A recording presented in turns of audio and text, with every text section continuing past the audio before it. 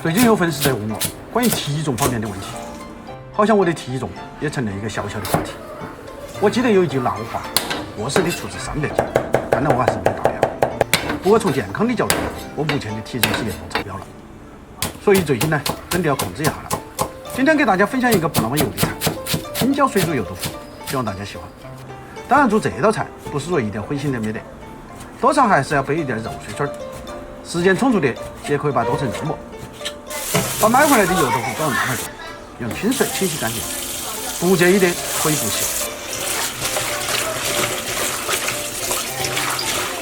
接下来是一个关键步骤，做好闭结，给豆腐开一个小口，这是为了让豆腐更容易入味儿。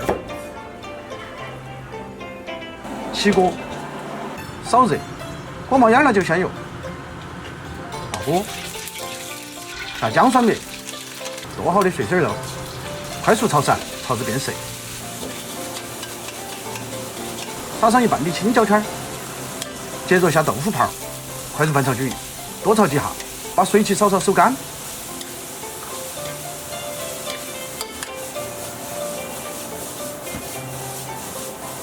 出味道了，就加入适量清水，轻轻推匀，调入盐、白糖、味精、胡椒面，推匀，大火烧至沸腾。水开后，继续煮个8-9分钟。狗烧些的鸡汁儿，搅拌均匀，撒上剩下的青椒圈、芹菜段，翻炒均匀就差不多可以了。准备一口砂锅，撒上一点紫薯叶汁，把烧好的豆腐泡盛入砂锅中，